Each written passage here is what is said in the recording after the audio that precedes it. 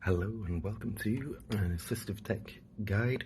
In this guide we're going to be looking at Microsoft Word and some of the assistive functions that you may well not know about because you might not use it yourself. The first one that I'm going to be talking about is Read Aloud. Read Aloud is a screen reader function, and it is a baked-in function into Microsoft Word which allows you to read what's on screen. And in order to find Read Aloud, we go to Review on the top bar here, and then on the ribbon we can see Speech Read Aloud.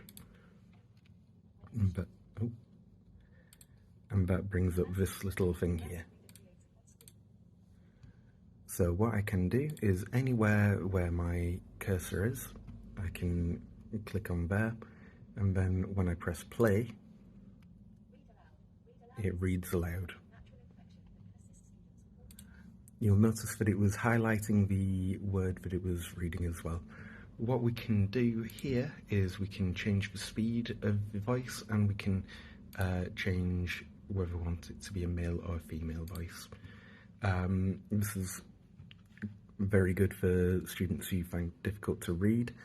The next thing that I'm going to be showing you is the immersive reader. So in order to find immersive reader, we go to View and we go to Immersive Reader. Now what Immersive Reader does is it's got a whole bunch of different options up here, including column width. We can change the column to very narrow or very wide. Some of our students will find it easier to read things if there's not as many words on the line. In order to make it easier still, we can go to line focus. There's different options with the line focus. I'm going to show you free line focus. So this takes even more of the extra information away, so we can just see what we're looking at. And we can navigate on here by pressing the down arrow key or the up arrow key, or we can go on the screen and click the arrows to navigate around. So I'm going to take that off. We can change the page color to different things, and some of our students, if they've got conditions like Erlen syndrome, may well find it difficult or uncomfortable to read on different backgrounds. White and black has quite a high contrast, so that might be a little bit difficult for them to concentrate on as much as would be ideal. We've got the syllable setting, so we can break up the word and make it a little bit easier to understand the words as well. And we've also got Read Aloud as a function here as well, so we can read aloud on this. So I've just clicked out of that. We've talked about Immersive Reader. We've got Zoom here, which allows you to, it's at the bottom right hand corner of the page. We can zoom in and out, and this allows people to really be able to see what they're working on, or be able to see almost a map of where they are on a screen, and understand how a document works like that.